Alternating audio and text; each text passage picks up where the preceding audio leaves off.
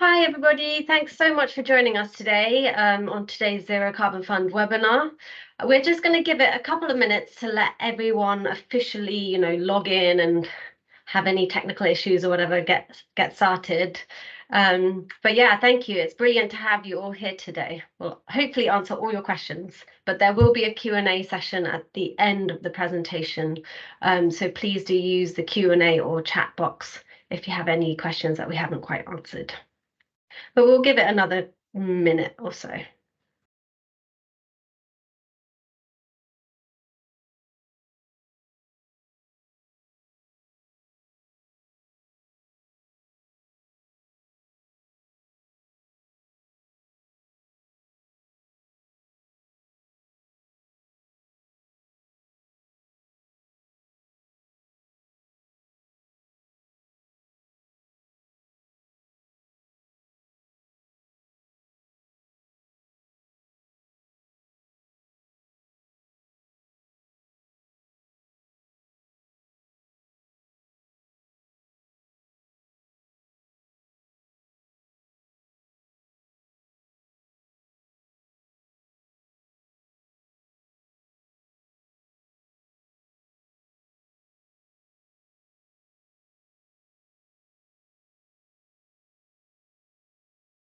Okay, brilliant. I think most people are now in our virtual room. So welcome everybody to the Zero Carbon Fund webinar. Thank you for joining us. Just to let everyone know, it will be recorded and we will share it with everyone who registered and couldn't attend, and those who are here today to share on with their colleagues if you want to sort of discuss it in a bit more detail within a team. So I'm Suzanne Gibbon, I'm the Let's Go Zero Programme Coordinator here, and I'm here today to support Max Evans, who is our Zero Carbon Fund Coordinator, and he's going to tell you all the lovely details of our fund and how you can apply, what the criteria is, and all sorts. We have muted and not allowed cameras for everybody, but if for any reason you are happy to come onto the camera and recording, please do raise your hand and you can ask your question that way.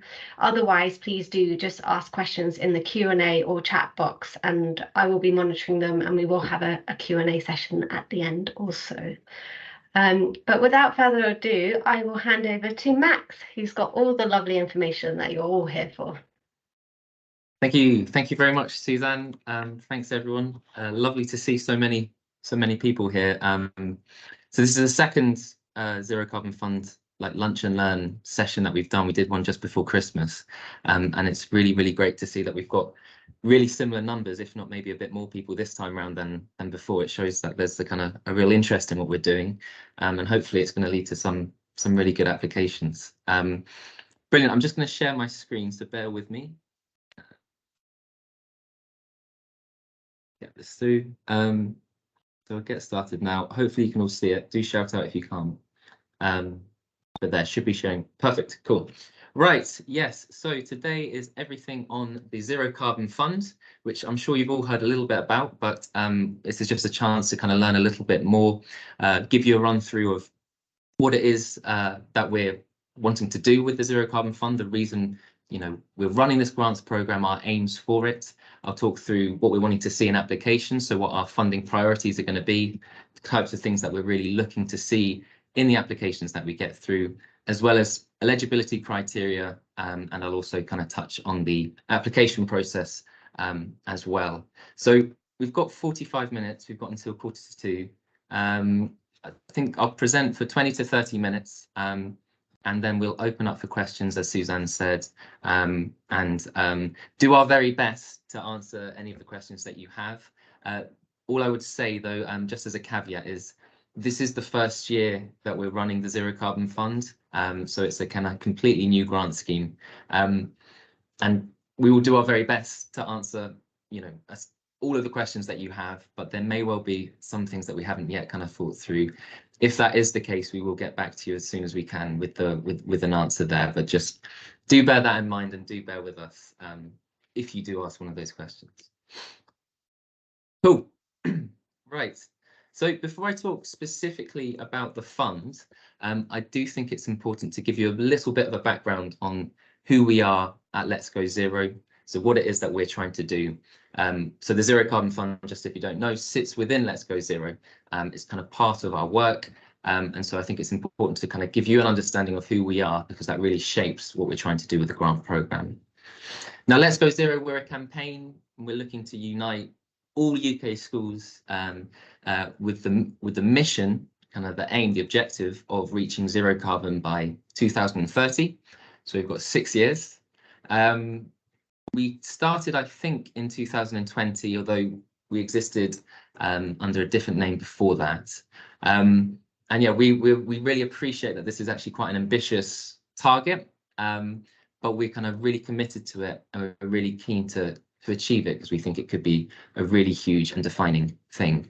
When we talk about UK schools, we do mean any UK school, any educational establishment for young people aged 18 or below. So that can be mainstream schools funded by local authorities. It can be academy trusts, special schools, alternative provisions, private schools, any school and any range from nursery through to secondary schools and sixth forms and colleges.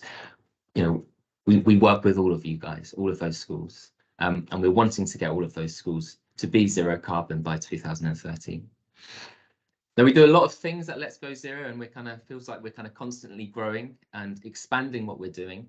But in trying to summarize those things kind of for you guys and kind of put it down into kind of 2 succinct points, we kind of have 2 real kind of focuses. The first is our direct work with schools. Okay, so Let's Go Zero is a campaign that schools sign up to. I think currently we have 2,600 sign-ups, 2,600 schools who have pledged that they want to be part of Let's Go Zero and achieve zero carbon by 2030. And once a school has signed up, we then want to work with them very closely. So we want to offer them support, offer them advice. We launched last year a new program, which is called the Climate Action Advisor Program, where we have selected representatives dotted around the UK who can kind of work with schools on quite a personal basis and really offer that tailored advice, letting them know what they can get involved in and helping them to adopt, get to zero carbon themselves. In addition to that, we also offer competitions to schools. So these are initiatives where schools can apply for funding or to receive many other things by taking part in these competitions. So currently we're running one with the OVO Foundation, and we've also got another one going with IKEA.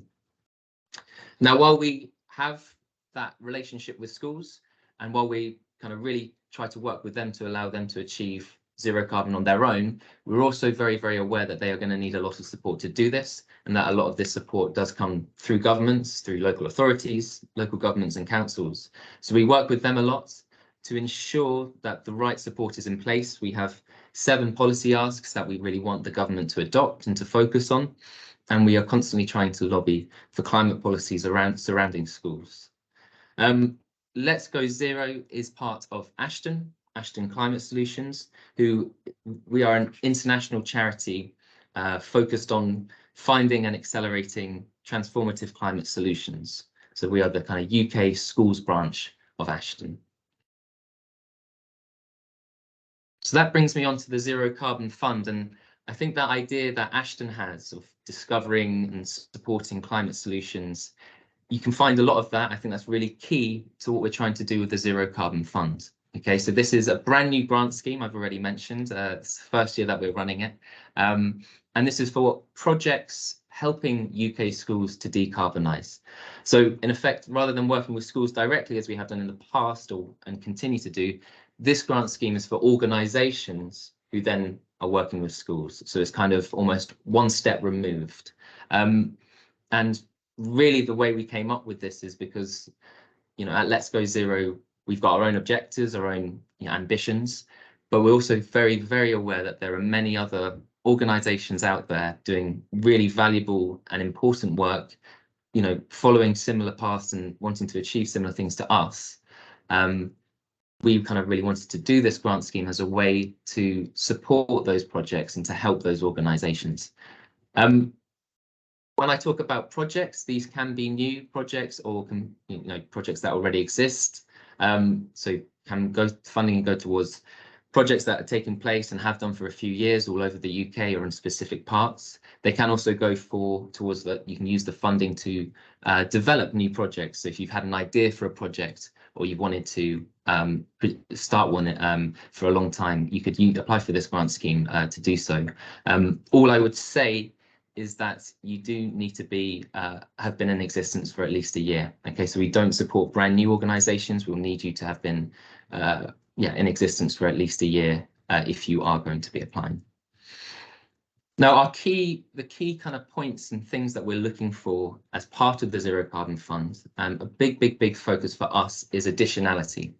And what we mean by that is effectively that we don't want to fund existing costs. We don't want to fund work which is already taking place. We want this funding to go towards something new. Okay, we want this funding to go towards putting on projects or adding to projects and allowing them to do things that would not be possible otherwise. Okay, so we're not interested in funding things that have already happened. We do want this to be new.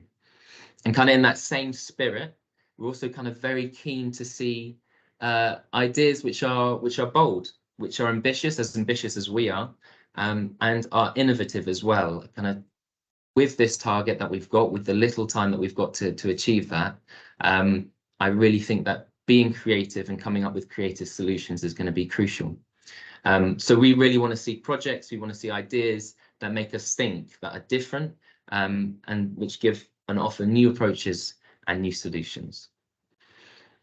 We have a total funding pot of £500,000, so £500,000, and we've decided to split that into 5 grants, equal grants of £100,000, which will be granted over a year period. And the funding comes from Green Future Investments Limited, who are a philanthropic funder supporting positive climate change initiatives. So they've been really instrumental in supporting Let's Go Zero. Perfect. So as well as kind of being bold and innovative and funding additional aspects, we also have some other funding priorities, things that we want to see, things that we want applications to include and to have thought about. And a key one there is impact. Okay, so we want to know what the difference will be, what difference this grant, if received, will have. Okay, and really it is on you guys, it's on the applicants to let us know. Okay, so what are the results that you're expecting to see? When are you expecting to see them? And very, very importantly, how is it going to be measured? Okay, so is there already infrastructure in place to measure this? And maybe have you already, can you show us what that infrastructure looks like? So really do think about impacts if you're thinking of applying to this grant scheme. We're also very keen on legacy. And what we mean by that is we don't want this funding to take place and exist just for a year. We don't want it just to be a one-off piece of work, a one-off project. We want to fund something that then continues, and that is part of a longer-term strategic initiative. So when you are applying to us as well, please do think about, how is this gonna continue past that year that we'll be working with you directly. Collaboration is also another key part of what we want to see within these applications, what we want to see within these projects. We really want to encourage you guys to share skills, share knowledge, work together, work with other organisations, and because I think that's going to lead to stronger and more impactful projects. So those that have collaboration, those that are drawing on expertise from other areas and other organisations will be favoured. While we're also very keen to see youth voices as much as is possible, and also community voices, having those voices there in the steering and the decision making of your projects. That's also something we're very keen on. And we really want a focus on less advantaged areas, the harder to reach communities, the harder to reach schools. I think those are sometimes the more, as it suggests, the more difficult ones to get, and to get adopting climate policies. Climate policies are often not at the forefront of what they're trying to do. So we would like to see that focus as much as is possible. And I should also say that match funding is absolutely fine, and actually looked on well, because it's going to mean that your impact is boosted as well. So I appreciate I've spoken a lot about bold and innovative examples, and the ones that I'm about to give you here are really not bold or innovative, but it is just kind of more to give you a flavour of the kind of projects we'd be looking to support. It is not exhaustive at all, though, so it is not exclusive to the ones I'm giving you here. But one thing that we'd look to fund, one project we'd look to fund would be something that helps schools to monitor and reduce their energy usage, allowing them then to really get an understanding of where they're using a lot of energy, and then kind of finding ways to reduce that. Another way is kind of improving teaching resources, so allowing teachers to kind of understand more and have understand more how to communicate environmental friendly aspects to the students. Also encouraging young people themselves to take them up and get inspired by environmental policies. And finally, developing green spaces in playgrounds. I think those three examples kind of give a flavour of the kind of things that we'd be looking to fund. Should mention as well, and this is just from having kind of already been open for a little bit, this is not a fund for retrofit in individual schools. Okay, so if you are a school looking to receive funding for a specific retrofit installation within your school, I'm afraid this isn't for you. This is for projects working with a number of different schools. While retrofit can be part of those projects, it is not just for individual school funding. Cool. So just a little bit on the eligibility criteria. I should say as well that we do have a grant pack which is available on our Zero Carbon Fund website, which has all this information. But I'll just go through it with you now.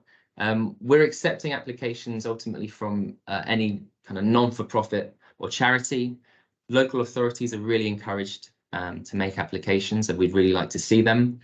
Multi-academy trusts, of course, can make applications for projects, but within those projects, if you are a MAT, you will need to show that you're working with schools outside of your academy trust. We don't want it just to be for those schools within that. And schools, individual schools can apply, they can head an application, but that needs to be for a project which involves at least 10 others. Okay, so we will accept consortiums of at least 10 schools if they had a project that needed to be funded, but that would need to be headed by one school. I'm afraid we cannot consider applications from the following: so no individuals, no sole traders, no for-profit organisations, and of course no organisations based outside of the UK.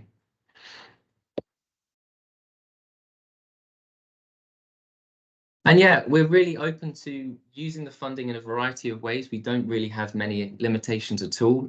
So long as it is part of additional work, so long as it's part of a wider strategic plan, we're very happy to consider salaries. We'll consider capital and core costs as well. Really, it's all very negotiable. If we like your project, we will find a way to fund it.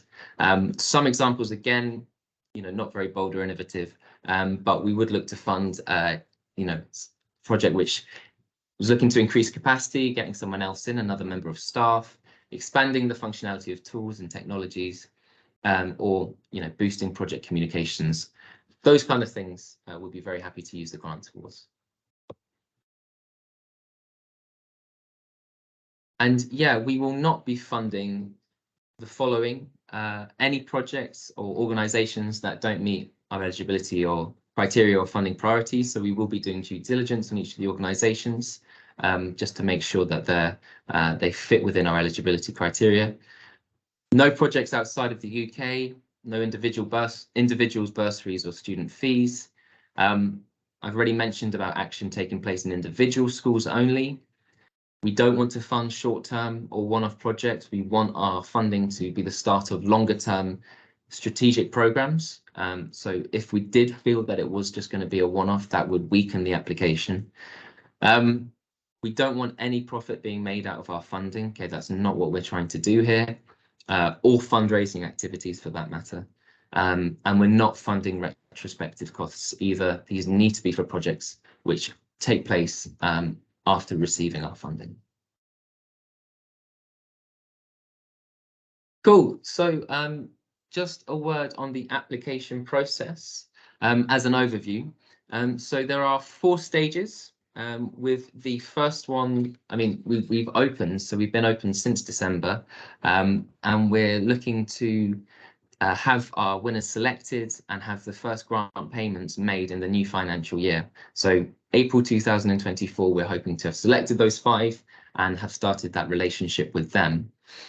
Before I talk specifically about what those 4 stages are and what how you should approach them, I do just want to make it very, very clear that we are very, very appreciative of your time and of your effort, and we have tried as much as possible to kind of bear that in mind when designing this application process. Ultimately, we have our own fundraising teams at Let's Go Zero and at Ashton, and we're aware of the amount of work and how arduous this process can be. And so we've really tried to make this all as light touch as possible. There are 4 stages, but the reason we've got those 4 stages is so that we can kind of vet as we're going along, and we really just, don't want to waste anyone's time. We want to make sure that people are kind of not putting in too much work if they're unlikely to receive the funding ultimately. Unfortunately, there will always be applicants who do go deep into this process. And for those applicants, we are going to try to introduce as much added value as possible. But what I would like to stress is that Let's Go Zero is a very collaborative campaign. As I've already mentioned, we're very aware of all the work that's taking place outside, and we kind of have a lot of partnerships with different organizations who have similar values to us. If you submit an application to us and we hadn't heard about you previously, I would also see that, and we would like to see that as the start of our relationship with you, and that can mean to kind of working with you in informal or formal capacities in the future. So I did just kind of want to make that clear before talking specifically about what the funding process looks like. We do really appreciate your time and effort when making those applications. So the application process itself. So the first one, which is already up and running, and which you can find if you're interested in submitting an expression of interest, you can find that on our Let's Go Zero Carbon website. This is really a very, very brief summary of the organization and of the project. Okay, so if you have an organization, so if you have a project that you want us to fund, I would really recommend doing this expression of interest as soon as possible. Effectively, we're just using this as a way to kind of sift off any clearly ineligible organizations or projects before sending on the second stage. The second stage being the application form. So first you submit that expression of interest. If it seems like it's kind of fitting all our eligibility criteria, we will then send you an email. Within that email, there'll be a link to this application form. Okay, and so you have an application form where we're asking for a few more details on the project. Okay, so it's a bit more in depth. We're saying effectively that what you've said in your EOI is it sounds really promising, and we'd like to hear a little bit more about it. The deadline for submissions is the 28th of January 2024, so kind of end of the month. There isn't a specific deadline for the expression of interest. We will take them on a rolling basis, but I'd recommend submitting them at least 2 weeks before that deadline, so that you have as much time as possible to kind of get that application together and submit it to us before the 28th of January. The third stage is going to be follow-up questions. So effectively, we will have looked through all of the applications and we will have decided on the ones which we think have the most promise. Those applicants will then be asked follow-up questions specifically to do with what they've submitted in the application form. And we'll also kind of start our due diligence around that time. So kind of first or second week of February, we'll be kind of getting in touch with long-listed applicants and asking them for a little bit more information, if there was anything that we weren't clear of in that initial application form.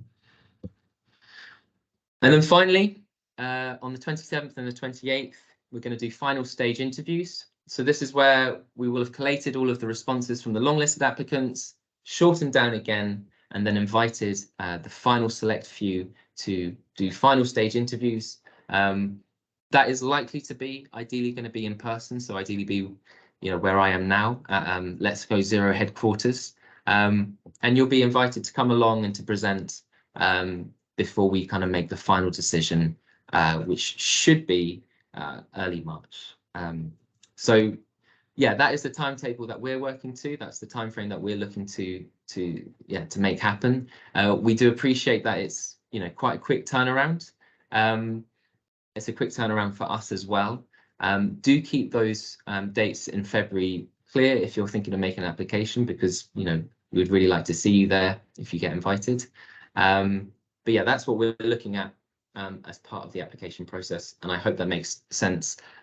Yeah, just final thing on the expression of interest, I think you should kind of go ahead and submit that as soon as possible, because it is really just a kind of very preliminary way of ensuring that applications who are clearly ineligible don't go any further. I think the vast majority of people here will sail through that first stage, so do submit that as soon as possible.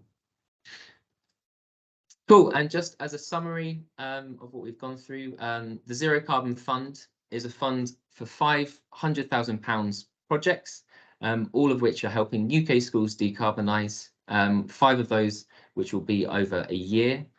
We are really keen to focus on additionality and innovation. We want to see new ideas, we want to fund new things. We want a big focus on collaboration, impact and legacy, and we're going to leave a lot of those for you guys to define to us when we read your applications. Really, it's for any non-for-profit organisation and local authority based in the UK, and this is a 4-stage application process, which we will hopefully be at the end of by April 2024. Cool. So I hope that's all made sense.